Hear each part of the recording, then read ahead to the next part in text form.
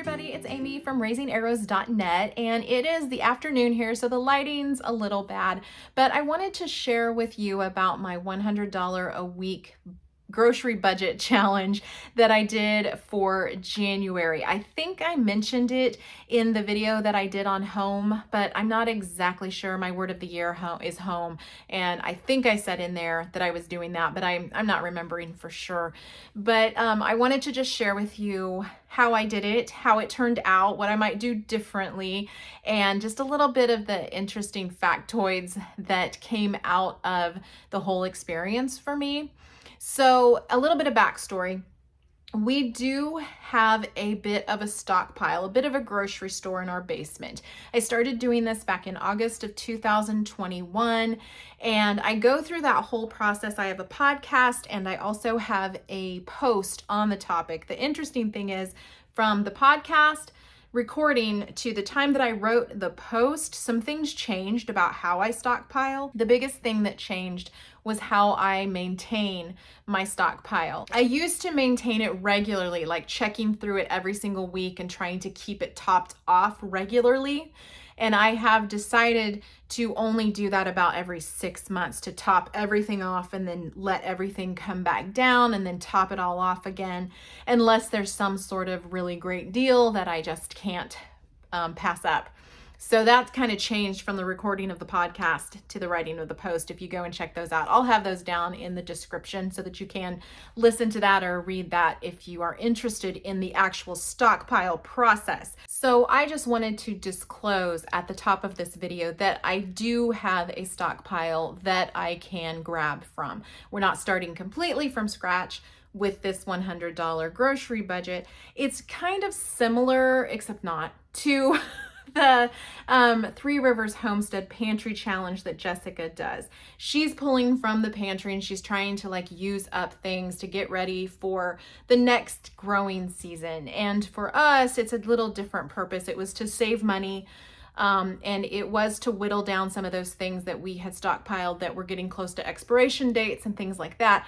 But I didn't think I wanted to completely work from the pantry. I think I wanted to go ahead and go to the grocery store. I just wanted to really cut down on what the budget was. And in all honesty and candidness, I was spending between $250 and $300 at Aldi alone every single week. This had been something that had been ongoing for quite some time. I was topping off the stockpile, and then I was going to Walmart sometimes. I was going to a scratch and dent store. I was going to other stores that had deals going on. So it wasn't just $300 a week that I was spending. It was more than that quite frequently. And then we had some big bills that came in at the end of the year, and it was depleting our savings. And so we figured the easiest way to cut back and to put more money into savings was with the grocery budget. So that was the big reason we decided to do this. We were trying to save money so that we could build our savings back up. So there were a few things that I did in order to stick to this $100 a week grocery budget. The first thing that I did was I made a very tight meal plan. I took a index card and I wrote down the breakfast, lunch, and dinner. Now, breakfast and lunch here is pretty much the same thing all the time. I just wanted to make sure that I had things on hand that I could use for breakfast and lunch. And then dinner, I planned out 7 different dinners. I didn't assign them a day. I just made them doable dinners that we could all pitch in and do. One kid could do a dinner, I could do a dinner. It was not hard things. Some of them were new to us. Some of them were simply wraps and bowls. We did that for the first couple of weeks, where all it was here's an Asian bowl, or here's a Mexican bowl, or here's a Caesar chicken wrap. And it was something that I could get the ingredients, we could lay them out, and everybody could kind of build their own. And so I tried to keep it really simple. I already had a lot of frozen vegetables and canned vegetables, like I said, from that stockpile. So we were pulling from those as sides.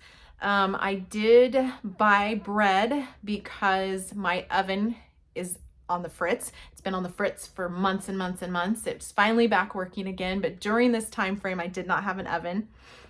So I had to buy bread in order for us to make like sandwiches and toast in the morning. I also was buying some fresh ingredients, and we decided to drink down our powdered milk. And the powdered milk that we buy is actually really, really good. It's called Nido. I think that's how you pronounce it, Nido.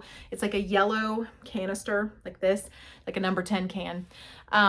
And it is like a fortified whole milk that you buy in the Hispanic section of the grocery store, along with like the Nestle's and stuff like that are usually there. At least in my grocery store, that's where all of that is.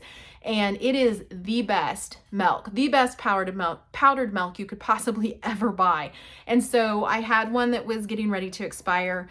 So I wanted to just drink down that. And we're actually still drinking on that milk. I just make up like a quart at a time. We don't drink a lot of milk here, so that has lasted us quite a while. So number one, a very tight meal plan. Make sure that you have everything planned out. It's also very helpful to take a look at what you already have when you decide to do a challenge like this, because suppose you have a roast that's sitting in the freezer, or you have a ham, or you have beans or something like that that you already have on hand that you don't have to put into the grocery budget because you already have it. When you look at building a really good meal plan for a challenge like this, it's very, very helpful if you already have some of the stuff on hand. And so that's what I also did. I looked to see what I had, but I didn't limit myself to just what I had on hand. There were some new recipes I wanted to try, and there were some things that we really, really like to eat, and I didn't have enough of that to feed everybody. When we do the Asian bowls, we do these chicken wontons, these little mini chicken wontons that we put in the air fryer. They are so, so good. And I didn't have enough of those to feed my entire family, but I wanted that to be one of our meals. So I went ahead and used part of my grocery budget to buy another bag of wontons so that we could have those. When we did the chicken Caesar wraps, I went ahead and bought breaded chicken strips to put into the air fryer and put into the wraps, because I knew that that would make it more palatable. The kids would really enjoy it more. So don't be afraid to limit yourself. It's just making sure that you have the budget for it.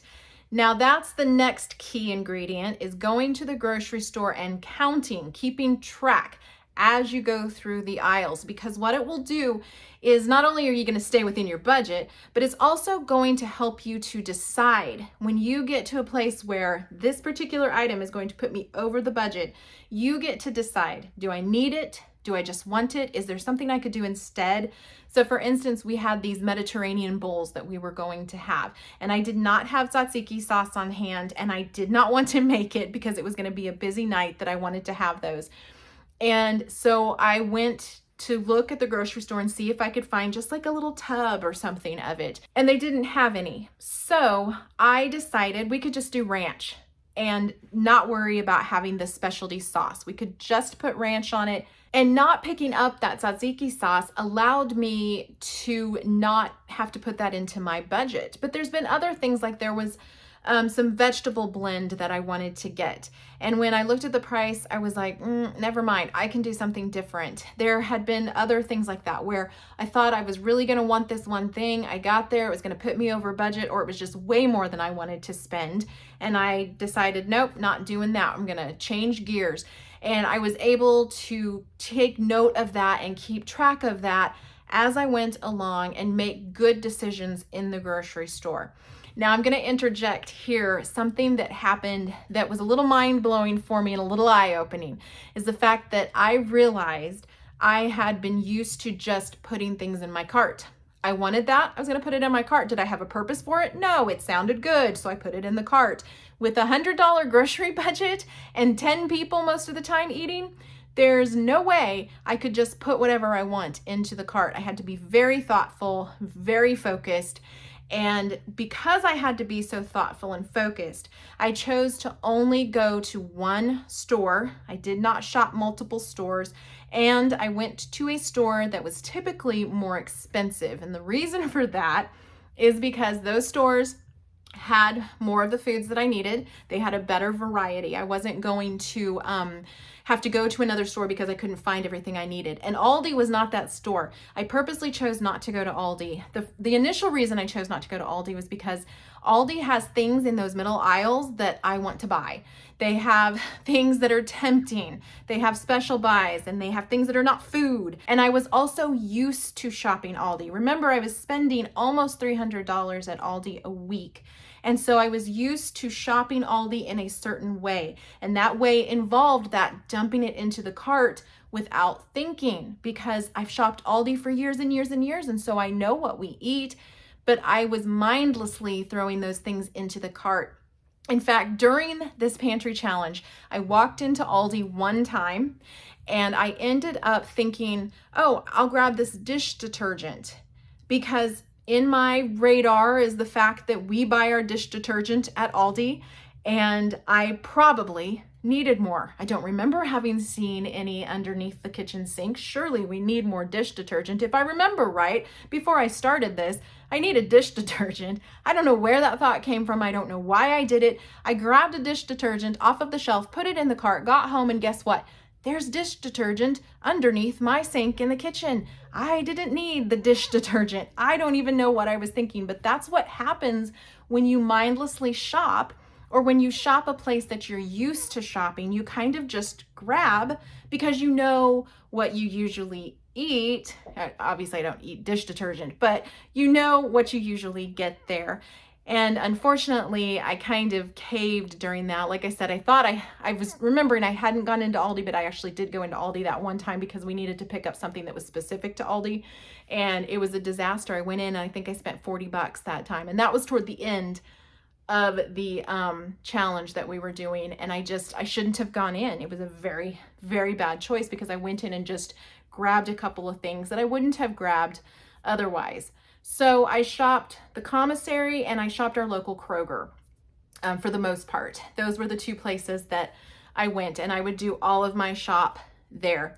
And yes, the food is a little bit more expensive, but something interesting that has happened recently is I have noticed that Aldi's quality and Aldi's packaging is not as good, at least at my store. I don't feel like it's as good. And so I have been more hesitant to shop at Aldi. The produce has really kind of gone downhill. And like I said, the packaging, I opened up some cheese the other day and the entire zipper part just came off of it. So couldn't even use that again. I just had to fold it over and put a clothespin on it. We noticed that some lime tortilla chips that we picked up that are a special buy around the Super Bowl, they tasted weird. And several things have been like that, where it doesn't taste the same, the packaging is really different, or the packaging is really bad. And then a lot of stuff is just missing from the store. So I chose not to go there because I did not want to have to shop multiple stores and expend more energy that way. Okay, so recap. Tight meal plan, one store, and making decisions at the store as you go. So the last thing that I did was to purchase no extras. We did not get toilet paper, paper towels, any sort of paper goods during this time frame. The only thing extra I ever did was when I saw a good meat deal, like there was a bacon deal and I think there was a ground beef, and then I think maybe I got chicken one week too, but the chicken actually fit into my $98 that I spent that week, if I remember right. So I wasn't buying anything extra. We whittled down the toilet paper and the paper towel stash. We did not have any paper plates or bowls by the end of this. We don't use a lot of those, but when we're in a pinch or if we're behind on the dishwasher, we'll pull those out, or if we have company or something and we're just doing like finger foods, but we didn't have any of that. So I did not buy any of that. I didn't want that going into my budget. The other thing that I need to share with you about January is it is also birthday month for us. There are 4 out of our, how many birthdays? Out of our 12 birthdays are in January. So yeah, that's a lot. And so every single week there's a birthday in January. So originally my husband said, don't factor in the birthday foods and the cake and stuff like that into the $100 budget. But I was pretty much able to go ahead and add that in as part of the budget, and it turned out just fine. Now, one question you might have is, did we eat out during the month of January as part of this challenge? And we did eat out a couple of times, partially because it was birthday season. And so I think Ty and I went out and ate for my birthday, and then we went out for our newly turned 10-year-old's birthday. And we wouldn't typically do that, but it was something that we felt like we could go ahead and put in there, and we did it fairly inexpensively. So I think all in all, we saved between $500 and $600 last month in January doing this $100 grocery challenge. We may have even saved more than that, because like I said, I was spending about $300 just at Aldi. So on a really big week, let's say I was spending $500 a week between toiletries and food, and here I was only doing $100 a week. That's $400 savings each week. So it's possible I saved between $1,000 and $1,200 in the month of January. I did not completely figure it up. I'm not a numbers person, so I didn't figure that up, but my husband could probably do that for you. But we were just trying to get a little bit ahead, get more put into the savings, and I feel like we accomplished that. Now, fast forward, it's February, and we are still trying to be super tight with the meal plan and super good with the budget, but we have left the $100 budget behind, and I am actually trying to do more like $200 to $300 total, and that is between any deals that I find and any stores that I shop. That actually still helps to condense the budget because, before it was Aldi's plus whatever else we were doing. And so this way it's just condensed to $300 a week. And yes, that includes toilet paper and extras that we may be buying. Even things like a hairbrush or something like that, I'm going to throw into that $300 a week budget. Would I do this again?